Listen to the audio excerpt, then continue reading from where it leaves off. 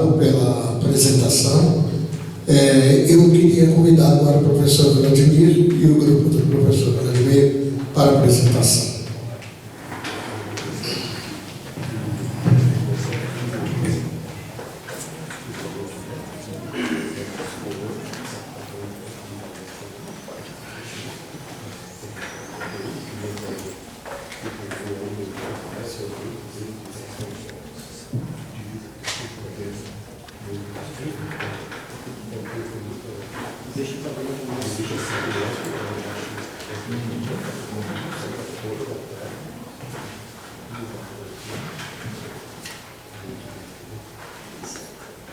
Bom dia a todos.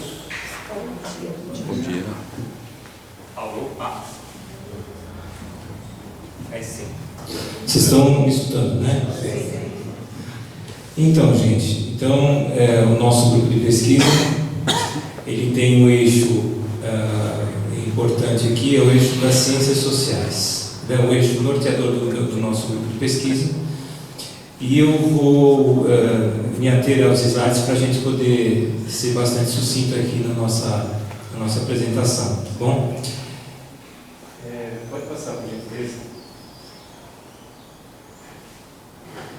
Então, o nosso tema de estudos, do grupo de pesquisa, é o estudo das primeiras comunidades judaico-cristãs, seus textos, contextos e suas crenças. Qual é a nossa perspectiva aqui? Perspectiva histórica, sociológica e teológica. A nossa metodologia, então, é a leitura e análise de textos escolhidos previamente, Eu vou retomar um pouco a emenda do nosso grupo de pesquisa para vocês, vamos dizer assim, refrescarem um pouco a consciência, a memória do nosso grupo, A emenda nos ajuda a pensar um pouquinho melhor qual é a finalidade do nosso grupo. Então, estudar o período formativo do cristianismo aproximadamente entre os anos 30 e 180, de uma perspectiva interdisciplinar, levando em consideração os vários fatores envolvidos nesse processo, tanto histórico-teológicos, contextuais quanto sociológicos. A investigação das origens do cristianismo, fontes bíblicas e patrísticas, mas também um conhecimento do contexto histórico e dos principais princípios teológicos que inundam esses textos. A perspectiva teológica proposta é a histórico-crítica, auxiliada pelo olhar sociológico. Ambas contribuem na compreensão de certos aspectos históricos culturais do cristianismo nascente e dos textos neotestamentários. Então, próximo.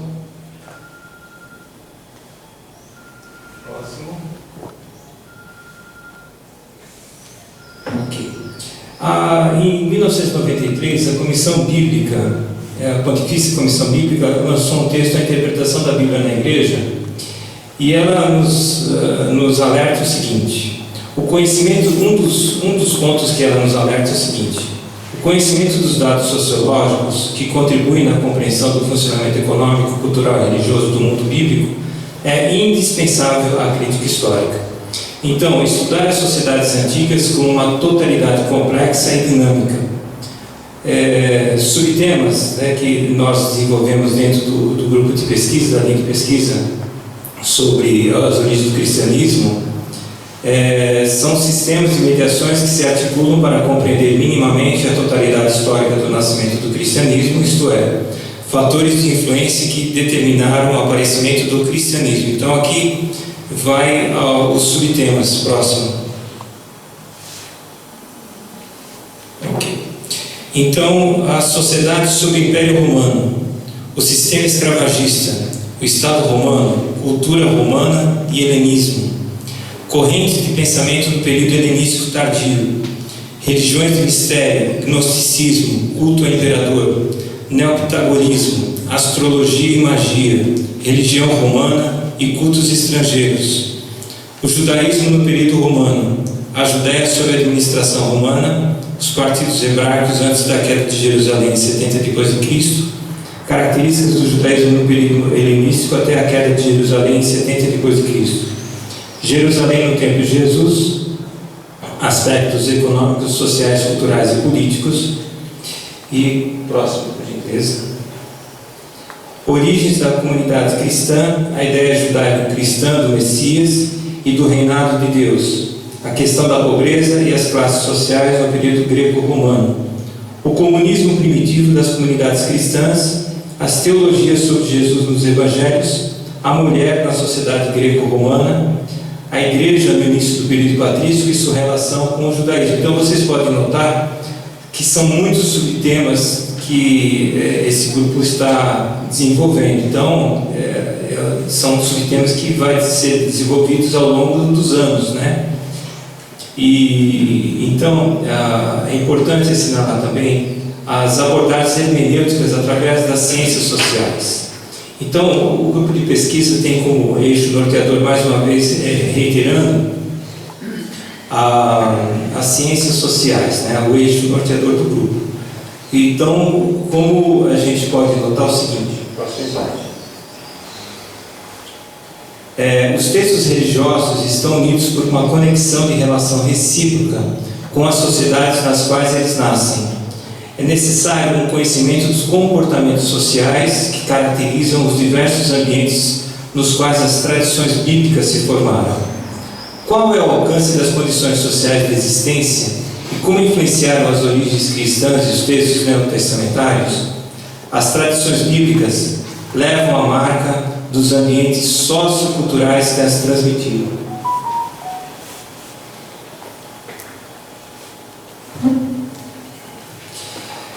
Então, algumas questões para a gente pensar sobre isso, né? Qual valor pode-se dar à teoria de um movimento de carismáticos itinerantes, vivendo sem domicílio, nem família, nem bens? Foi mantida a continuidade entre o modo de vida de Jesus e o movimento cristão pós-pascal nos mais diversos ambientes da cristandade primitiva? O que sabemos das estruturas das comunidades paulinas, cuja cultura urbana as ambientava? Então, a crítica social aborda os textos do Novo Testamento do ponto de vista de que o significado da linguagem está embutido em um sistema social que é compartilhado e compreendido por falantes, ouvintes e leitores no processo de comunicação. Procura, então, relações complementares entre os textos linguísticos, dimensões literárias, ideológicas e sociais. Busca descrever os dados sociais e culturais, pessoas, eventos e instituições sociais do mundo greco-romano refletidos no Novo Testamento. Busca explicar a dinâmica social, cultural, scripts e instituições reveladas no Novo Testamento a partir da perspectiva das teorias e modelos derivados das ciências sociais. Aqui, em seguida, eu trouxe pelo menos 3 representantes aqui dos primórdios da exegese sócio-histórica, né? O primeiro deles é Wilhelm Wendling, 1808-1871, foi um teórico social alemão e, curiosamente, ele vai escrever sobre as primeiras comunidades cristãs, né? Ele vai apresentar um Jesus humano, radical, chamando as pessoas a viver em uma comunidade de igualdade e liberdade. Descreveu a igreja primitiva como uma forma de comunismo, praticando um tipo de comunitarismo de bens. E a localização social e os compromissos do autor, então, moldaram sua visão do cristianismo primitivo. Um outro autor também que trabalha sobre as origens cristãs foi Bruno Bauer, filósofo, teólogo, historiador alemão, cujos textos em alemão eles são textos do século XIX que não foram traduzidos, infelizmente, para o português, se alguém souber, pelo menos para o espanhol, para a gente ter o mínimo de conhecimento desse autor, que é um autor que foi um autor muito importante do século XVIII, né? Então, o que ele vai colocar aqui? A crítica alemã à Bíblia tem como um dos seus principais representantes. Ele vai construir seriamente uma investigação sobre os elementos judaicos greco-alexandrinos e greco-romanos que primeiro abriram para o cristianismo a carreira de uma religião universal. E ele vai criticar o seguinte: a lenda de que o cristianismo surgiu pronto e completo do judaísmo e, a partir da Palestina, conquistou o mundo com seus dogmas e morais já definidos em sua maioria, então vai ficar insustentável na perspectiva de Bauer. Esse é um velho conhecido, talvez, de vocês, o Friedrich Engels. Ele foi um dos primeiros a pensar a religião, dos primeiros a pensar a sociologia da religião no final do século XIX. Bem, e ele vai se enveredar por alguns estudos sobre o cristianismo originário. Ele vai dizer o seguinte, pelo menos algumas ideias dele, né? O cristianismo foi originalmente um movimento de pessoas oprimidas, apareceu pela primeira vez como uma religião de escravos e escravos emancipados, de pessoas pobres, privadas de todos os direitos, de povos subjugados ou dispersos por Roma. Engels tendia a ver a linguagem teológica como um manto ou casca para questões econômicas, políticas mais centrais. E também começou a haver um potencial revolucionário na religião, que chegou à sua primeira expressão plena em seu artigo de 1850 sobre a Guerra dos Camponeses Alemães. Este foi um estudo de Thomas Mintzer e a Revolta Camponesa de 1525, que foi inspirado por uma interpretação radical da Bíblia. E esse, um autor também teórico, historiador alemão, Karl Kautsky, que ele escreveu inclusive um livro chamado As Origens do Cristianismo. Eu não pude trazer para vocês, mas é um livro, um catatal assim, bem denso, e ele foi um dos autores que mais estudou o cristianismo das origens, né? O Kautsky identifica o impulso básico para o comunismo cristão em muitos ditos dos evangelhos, mas acima de tudo em dois breves textos dos Atos dos Apóstolos. Atos 4, verso 32. Da multidão dos que criam, era um só coração e uma só alma, e ninguém dizia que coisa alguma das que possuíam era sua própria, mas todas as coisas lhes eram comuns. Atos 2, 44 seguintes. Todos os que creram estavam juntos e tinham todas as coisas em comum. Para Kautsky, isso foi uma inspiração suficiente para uma forma cristã de comunismo que ressoaria através dos tempos. À medida que o cristianismo se espalhou, ele se adaptou ao poder imperial. O ponto de viragem foi quando Constantino fez do cristianismo a religião imperial. Os textos radicais permaneceram, mas foram suavizados e espiritualizados em admoestações para esmolas, vida familiar e vida simples. Então, pessoal, isso é mais ou menos aí o que a gente está estudando no nosso grupo de pesquisa. Fica o convite para vocês, para quem quer entrar, né? Nós já mapeamos um texto do Robert Clark Quay, chamado As Origens Cristãs em Perspectiva Sociológica, e o outro texto que nós estamos fazendo uma revisão, chamado Ásia Menor nos tempos de Paulo, Lucas e João, o trabalho do Eduard Arens. Por enquanto nós estamos fazendo a varredura desse texto, analisando esse texto com um pouco mais de atenção.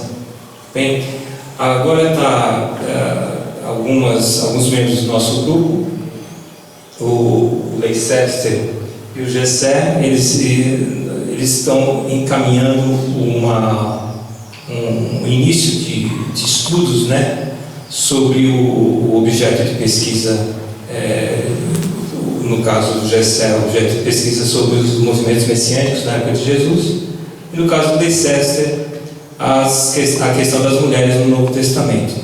Bom, então eu vou passar a palavra para eles poderem comentar um mínimo do que estão estudando. Bom dia. Acho que em 2 minutos eu consigo. Bom, acho que para começar é importante pontuar o porquê, né? Eu particularmente entrei no grupo de pesquisa, porque eu escolhi esse grupo de pesquisa em específico dentre tantos dos outros, né?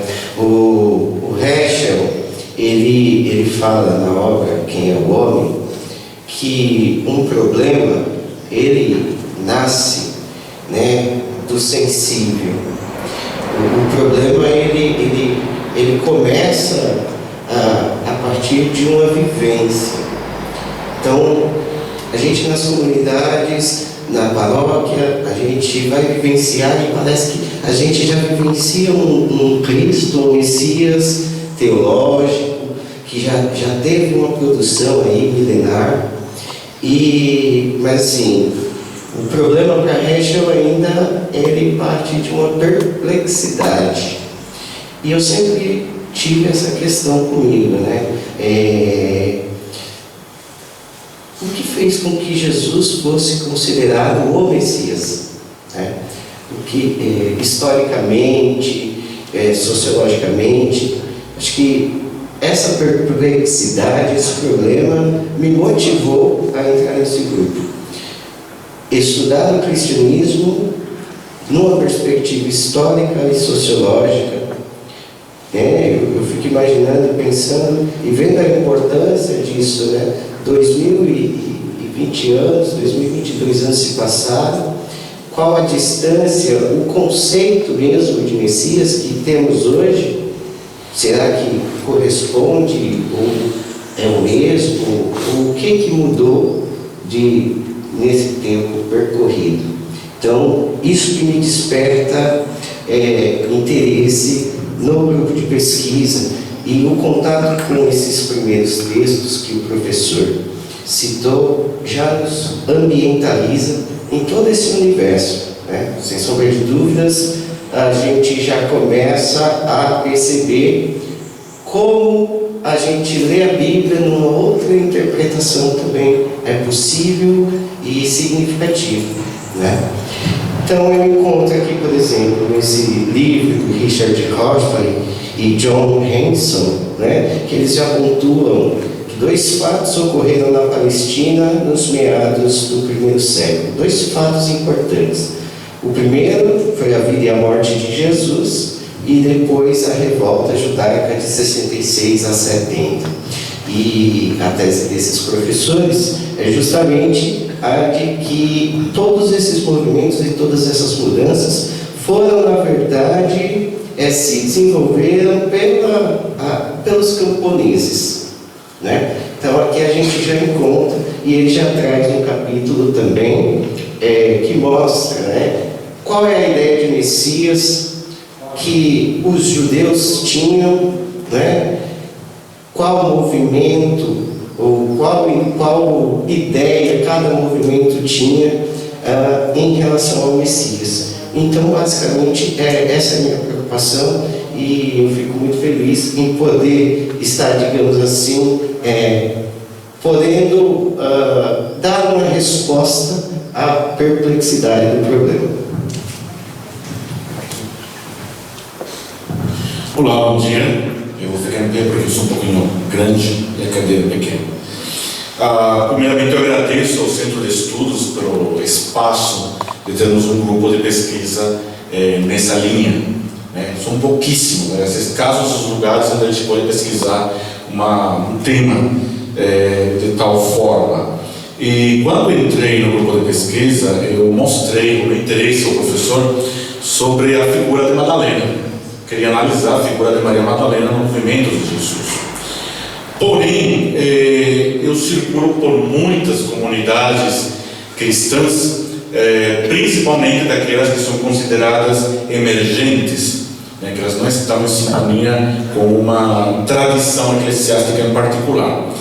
E alguns colegas pastores e pastoras, eles falam muito em um Jesus feminista, em um Jesus negro, em um Jesus pobre, e isso chamou minha atenção, né?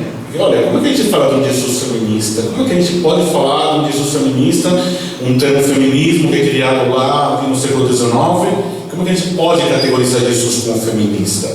E aí o tema muda, não é mais Maria Madalena, e agora é a figura, analisar e pesquisar o discipulado das mulheres no movimento de Jesus.